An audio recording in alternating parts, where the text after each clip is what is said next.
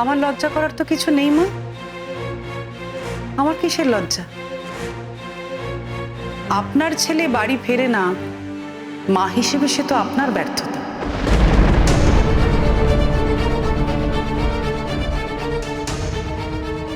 আগে তো আপনারা, তারপর তো আমি। আর বাবা, এই যে এখানে অনেক কথা হচ্ছে, আপনি একটা কলেজের ডিরেক্টর, আপনি একজন ক্ষমতাবান মানুষ, অনেক ক্ষমতাবান মানুষ, কিন্তু বাবা আপনি তো আপনার ছেলের কাছেই হেরে গেছেন। আপনার ছেলের স্বভাব বদলাবেন বলে আপনি আপনার ছেলের বিয়ে দিয়েছিলেন, স্বভাব তো বদলায়নি।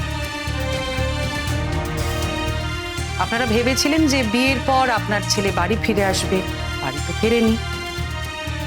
কি ভেবেছিলেন আপনারা সারা জীবনে যা করতে পারেননি, আমি দুদিন এসে আপনার ছেলেকে মোটিভেট করে বাড়িতে ফিরিয়ে নিয়ে আসতে পারি? ভুল ভেবেছেন, সম্পূর্ণ ভুল ভেবেছেন। এরকম ভুল ভাবা আপনাদের উচিত হয়নি বাবা।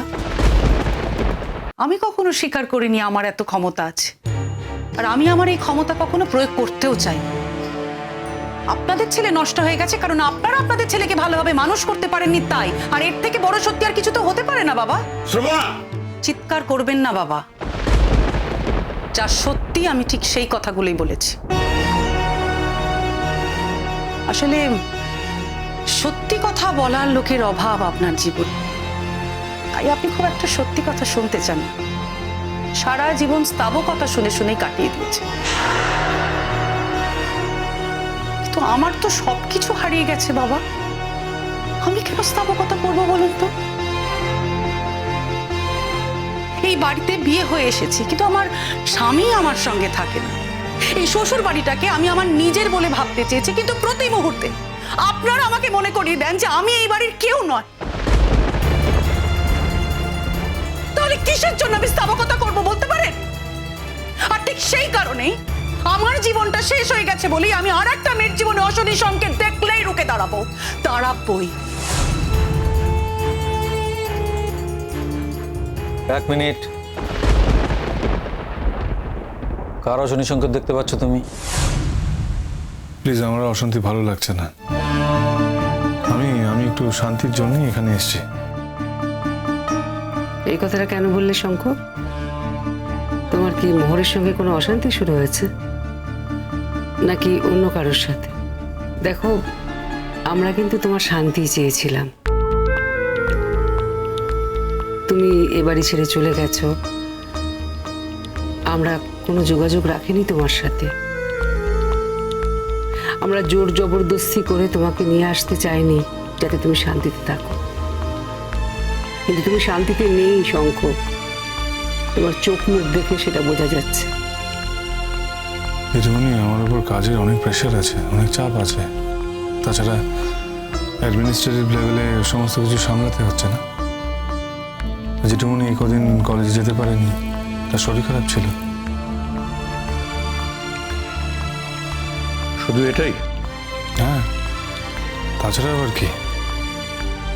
দেখ শঙ্খ, মোহরের সঙ্গে এই ব্যাপারটা নিয়ে তোর কোনো মিসআন্ডারস্ট্যান্ডিং হয়নি তো? আমার আর কি আছে বল, আমি সবসময় চাই তোরা ভালো থাক, সুখে থাক, শান্তিতে থাক, ব্যাস এইটুকু। বেশি আমি আর কিচ্ছু চাই না, বিশ্বাস কর। মোহরের সাথে মিসআন্ডারস্ট্যান্ডিং হলে সব থেকে যে লোকটা বেশি খুশি হবে সেটা তো তুমি। আবার তুমি এত বড় বড় কথা বলছো। হ্যাঁ, তুমি এখান থেকে গেলে আমাকে তাড়িয়ে দিয়ে কি করবে? আমার মুখ বন্ধ করতে পারবে? আমার মুখ তো তুমি বন্ধ করতে পারবে না। মেজদি আমাদের পথ দেখিয়েছিল, কিন্তু মেজদি এই বাড়িতে থাকতে পারেনি। মোহরও আমাদের পথ দেখিয়েছিল, মোহরও এই বাড়িতে থাকতে পারেনি। কিন্তু তোমরা সবাই একটা কথা জেনে রাখো, আমরা কিন্তু এই বাড়িতেই থাকবো, আর এই বাড়িতে থেকেই আমরা লড়াইটা করব। মেজদি আর মোহরের সেই ক্ষমতা ছিল যে ওরা বাড়ির বাইরে থেকে লড়াই করবে, কিন্তু আমাদের বাড়ির বাইরে থেকে লড়াই করার ক্ষমতাটা নেই। তোমরা যদি ভেবে থাকো যে জলে থেকে কুমিরের সঙ্গে লড়াই করার ক্ষমতাটা আমাদের নেই, তাহলে কিন্তু তোমরা খুব ভুল করছো।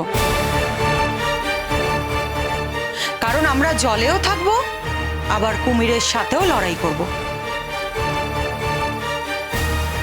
কারণ বাইরে থেকে লড়াই করার ক্ষমতাটা কিন্তু আমাদের নেই। আচ্ছা, প্রবলেমটা কি? আমি কিন্তু সেটাই বুঝতে পারছি না। প্রবলেম তো প্রথম দিন থেকে যা ছিল আজও তাই আছে শঙ্খ। এই বাড়িতে মেয়েদের কথা বলতে দেওয়া হয় না, মেয়েদের গলার স্বরটা বন্ধ করে দেওয়া হয়। আর তুমি যদি মনে করে থাকো যে তোমার জ্যাঠা জেঠি তোমাকে ভালোবাসে মানে তোমার ভালো চায়, তা কিন্তু নয় শঙ্খ। সব ভালোবাসাই কিন্তু ভালো চাওয়া হয় না। আর তোমার জ্যাঠা জেঠি যদি সত্যি তোমাকে ভালোবাসতো না, তাহলে মোহরের মতন মেয়েকে এই বাড়িতে রাখার চেষ্টা করতো। সেটা কিন্তু ওরা করেনি। ঠিক আছে ছোট মা, ঠিক আছে, প্লিজ। আমি এইসব নিয়ে তোমাদের সঙ্গে আলোচনা করতে চাই না। শঙ্খ, যে কোনো কারণেই হোক শঙ্খ, তুমি মোহরের ওপর খুবই বিরক্ত। তা না হলে তুমি এইভাবে কথা বলতে না। তবুও আমরা তোমাকে এই কথাটাই বলবো, মোহরের সঙ্গে লড়াইতে তুমি কারোর ইন্ধন কখনো অ্যাকসেপ্ট করো না। লড়াই যদি কোনো কিছু নিয়ে হয়েও থাকে, তাহলে সেই লড়াইয়ের মীমাংসা তুমি নিজেই করে নিও শঙ্খ। আবারও বলবো, মোহর অত্যন্ত ভালো মেয়ে শঙ্খ। ওর মতো মেয়ের পক্ষে কোনো রকম অন্যায় করা সম্ভবই নয়। তবুও যদি তুমি ওকে ভুল বুঝে থাকো, তাহলে জানবে তোমাকে ভুল বোঝানো হয়েছে। সেই ভুল বোঝাটা শুধুমাত্রই ভুল বোঝা, আর অন্য কিচ্ছু না। চলো ছোট মা।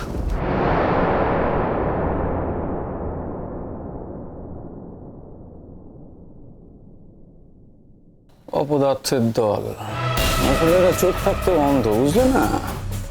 এটা তো বাইরে থেকে কিছু দেখতে পায় না, সবসময় ভেতর থেকে দেখে। কি আর করা যাবে, সারাদিন বাড়ির ভিতর বসে বাড়ির অন্ন ধ্বংস করলে যা হয় আর কি। মোর বাইরে যা করে বেড়াচ্ছে শঙ্কর, সেটা তো আমাদের কাছে ম্যাটার করে, তাই না? ওরা করবে নাই বা কেন? আফটার অল মোহর রায়চৌধুরী বাড়ির বউ, তোর স্ত্রী। ও বাইরে কিছু করলে তোর ফেস লস হবে, সেটাই তো স্বাভাবিক। সরি। আর তাছাড়া দেখ শঙ্খ, আমি বলছি না যে ও অন্যায় কিছু করেছে, শুধু এটুকুই তোকে বলতে চাইছি যে ওই রাহুল চ্যাটার্জির থেকে লিফটটা কেন নিতে গেল বল শুধু শুধু? দেখ শঙ্খ, এতে যে তোর শুধু প্রেস্টিজ গেল তা তো নয়, আমাদের সবার প্রেস্টিজ গেল, আমাদের পুরো পরিবারের প্রেস্টিজ গেল, তাই না বল? ওখানে তো গাড়ি ছিল, আমাদের অনেকগুলো গাড়ি ছিল। কারোর একটা কোনো একটা গাড়ির চাবি চাইলেই চাবি পেয়ে, তো যদি কোনো ড্রাইভারকে বলতো যে ওকে ড্রপ করে দিতে, ড্রপ করে দিত, সমস্যা কি আছে? তখন তো আর এমন কোনো সময় হয়ে যায়নি ড্রাইভাররা সব বাড়ি চলে গেছে, তাই না বল? দেখ শঙ্খ, আমি যে কথাগুলো বললাম সেগুলো ঠান্ডা মাথায় একটু ভেবে দেখিস, হ্যাঁ?